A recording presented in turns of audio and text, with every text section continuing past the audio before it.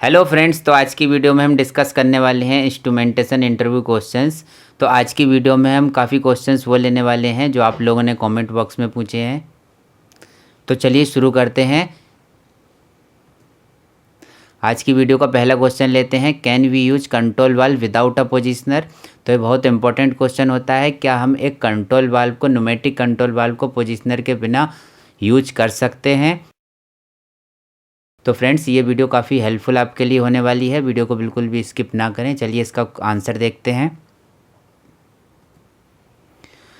तो सबसे पहले पोजिशनर समझते हैं। पोजिशनर क्या होता है? A positioner is used to position the control valve according to 4 to 20 milli ampere signal. हम सब लोग जानते हैं कि pneumatic control valve 4 to 20 milli ampere signal के अकॉर्डिंग वर्क करता है। तो पोजिशनर कंट्रोल वाल्व को पोजीशन करने के लिए यूज किया जाता है।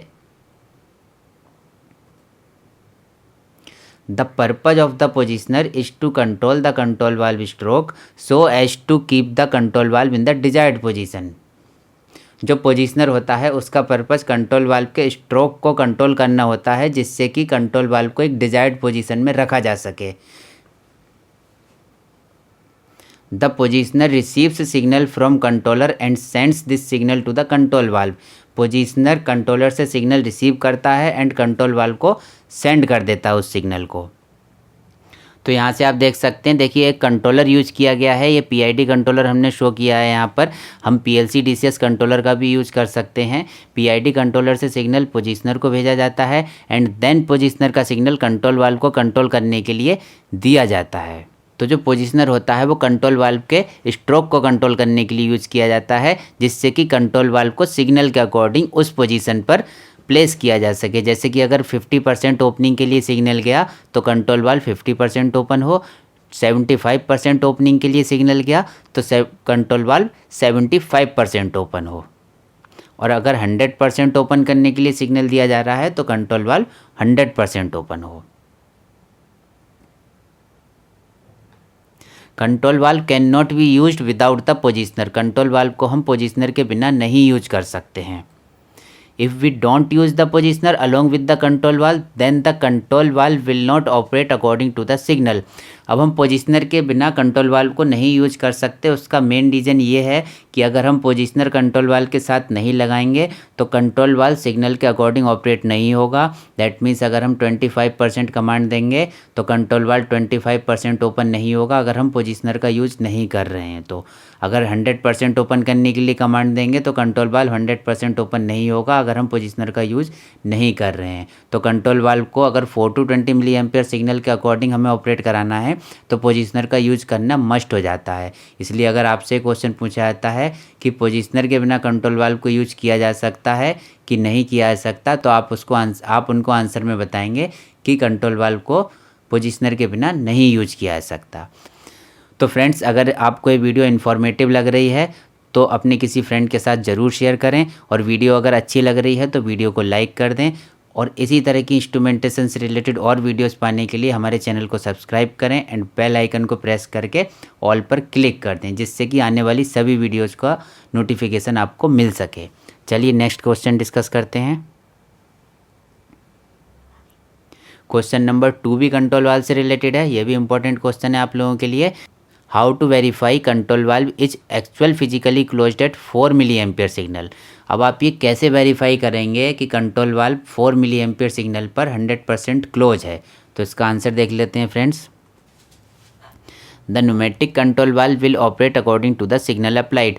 तो हम सब लोग जानते हैं कि जो न्यूमेटिक कंट्रोल वाल्व होता है वो सिग्नल अप्लाई करने के अकॉर्डिंग ही ऑपरेट करता है। जैसा सिग्नल उसको अप्लाई करेंगे उसी तरह से कंट्रोल वाल्व ऑपरेट होगा। तो यहाँ से आप देख सकते हैं 2 टाइप के कंट्रोल वाल्व शो किए गए हैं। यहाँ पर air to open control valve है and air to close control valve यहाँ पर शो किया गया है। जो राइट साइड में है वो air to open control valve है एंड जो लेफ्ट साइड में शो किया गया है वो air to close control valve है। एयर जाने पर air to open control valve open होता है एंड एयर सिग्नल जाने पर air to close control valve close होता है। Air to open control valve is closed at 4 milli ampere signal. अब अगर हम air to open control valve की बात करें तो air to open control valve 4 milli ampere signal पर क्लोज्ड रहता है। To verify the control valve is actual physically closed there are two methods. अब अगर हमें ये वेरीफाई करना है कि control valve actually physically closed है 4 मिली एम्पियर सिग्नल अप्लाई करने पर कि नहीं है, तो उसके लिए दो मेथड्स हैं। वो दो मेथड्स कौन कौन से हैं उनको एक एक करके समझ लेते हैं। सबसे पहला मेथड है फिजिकली सी एट रिमोट लोकेशन। सबसे पहला तो ये है कि कंट्रोल वाल्व के पास जाकर हम देख लें कि कंट्रोल वाल्व 100% क्लोज है कि नहीं है। दूसरा मेथड क्या होता है? दूसरा मेथड होता है by valve positioner indicator signal.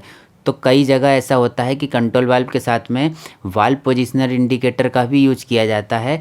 वो वाल्व पोजिशनर इंडिकेटर का सिग्नल ये बताता है कि कंट्रोल वाल्व की पोजीशन इस समय कितनी है। तो फ्रेंड्स, इसका अगर जेन्युइन आपको आंसर देना है तो आपको ये आंसर देना है कि भाई वाल्व पोजिशनर इंडिकेटर सिग्नल के द्वारा हमें ये पता चलेगा कि control valve actually physically closed है कि नहीं है 4 मिली एम्पियर सिग्नल पर। अगर वाल्व पोजिशनर इंडिकेटर 0% का सिग्नल देगा कि कंट्रोल वाल्व 0% ओपन है, तो that means control valve 0% open है। अगर वाल्व पोजिशन इंडिकेटर 50% का सिग्नल देगा, that means control valve 50% open है। अगला क्वेश्चन देख लेते हैं इसका। How a field mounted pressure switch actuates and interlock to stop or start a motor. ये क्वेश्चन इंस्ट्रूमेंटेशन से रिलेटेड पर्सन्स के लिए भी काफ़ी हेल्पफुल है एंड इलेक्ट्रिकल से रिलेटेड जो पर्सन्स हैं उनके लिए भी क्वेश्चन काफ़ी हेल्पफुल है कि एक प्रेशर स्विच से मोटर को स्टार्ट स्टॉप किस तरह से किया जाता है, कैसे हम एक प्रेशर स्विच से मोटर को स्टार्ट स्टॉप करते हैं। तो चलिए इसका आंसर देख लेते हैं। Pressure switch has mainly 3 contacts. Pressure switch में मेनली 3 कॉन्टैक्ट्स होते हैं। वो कौन कौन से कॉन्टैक्ट्स होते हैं?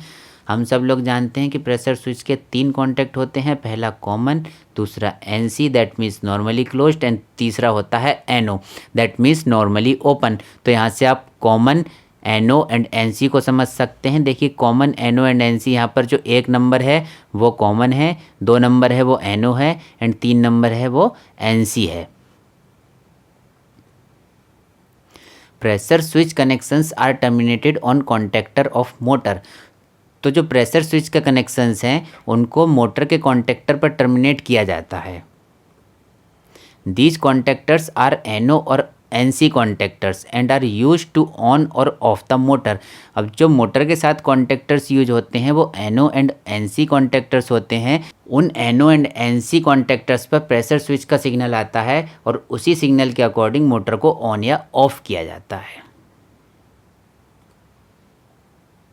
अगला क्वेश्चन देख लेते हैं। Explain सीबैक effect. सीबैक इफेक्ट क्या होता है तो इसको समझते हैं। The सीबैक effect is a phenomenon in which a temperature difference between two dissimilar electrical conductors or semiconductors produces a voltage difference or EMF। तो जो सीबैक इफेक्ट होता है वो ऐसा फिनोमिना है जिसमें दो डिसिमिलर कंडक्टर्स या सेमीकंडक्टर्स के बीच टेम्परेचर डिफरेंस के कारण एक EMF प्रोड्यूस होता है।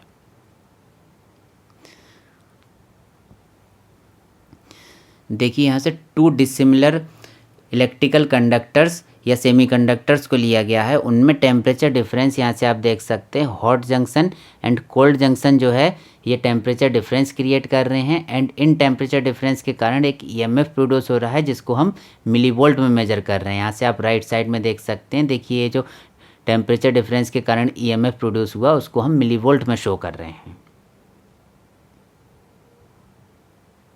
Thermocouples are based on Seebeck effect. Instrumentation में यूज्ड होने वाले थर्मोकपल सीबैक इफेक्ट पर बेस्ड होते हैं। If the junctions are kept at different temperatures then an EMF is produced. This effect is known as Seebeck effect. अब 2 junctions को different temperatures पर रखा जाता है तो एक EMF प्रोड्यूस होता है। यही इफेक्ट सीबैक इफेक्ट कहलाता है।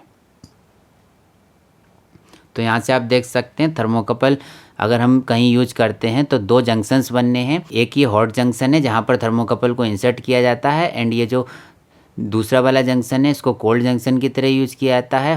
हॉट एंड कोल्ड जंक्शन के बीच में टेम्परेचर डिफरेंस है। उस टेम्परेचर डिफरेंस के कारण एक EMF प्रोड्यूस हुआ। उस EMF को हमने मेजर किया, वो EMF मिलीवोल्ट में मिलता है। देखिए यहाँ से कुछ मिलीवोल्ट मिलेंगे। अगला क्वेश्चन ले लेते हैं। यह भी काफ़ी इंपॉर्टेंट क्वेश्चन है। How DP transmitter can be applied to close tank and open tank. अब अगर हमें डीपी ट्रांसमीटर का यूज़ करना है, एक बार तो हमें उसे क्लोज टैंक के लिए यूज़ करना है, एक बार हमें उसे ओपन टैंक के लिए यूज़ करना है, तो हम उसको किस तरह से यूज करेंगे, चलिए इसका आंसर देख लेते हैं। DP transmitter for close tank, close tank के लिए डीपी ट्रांसमीटर को हम किस तरह से यूज करेंगे।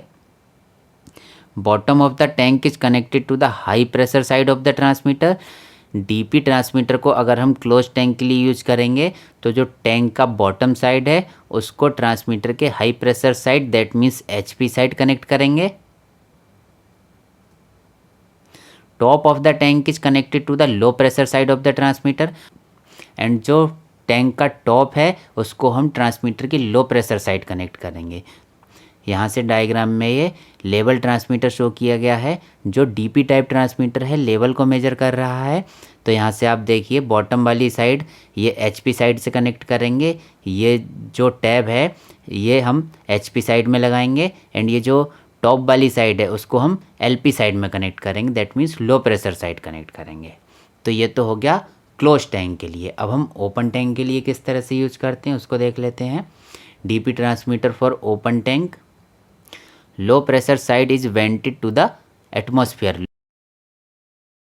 लो प्रेशर साइड या एलपी साइड को एटमॉस्फेयर में वेंट कर दिया जाता है, दैट मीन्स एटमॉस्फेयर में उसको खुला छोड़ दिया जाता है। All the pressure is applied to the high pressure side of the transmitter, और जितना भी प्रेशर है हाई प्रेशर साइड में अप्लाई किया जाता है। ओपन टैंक के लिए जो हम कनेक्शन करेंगे वो हाई प्रेशर साइड करेंगे, एंड जो लो प्रेशर साइड है उसको हम एनवायरनमेंट में ओपन छोड़ देंगे। तो फ्रेंड्स ये वीडियो आपको कैसी लगी कमेंट बॉक्स में ज़रूर बताइए। तो ये थी हमारी आज की video. Thanks for watching the video. अगर ये वीडियो पसंद आई तो इसे लाइक करें, अपने फ्रेंड्स के साथ शेयर करें, चैनल को सब्सक्राइब कर दें और बेल आइकन को प्रेस कर के ऑल पर क्लिक कर दें। Thanks for watching.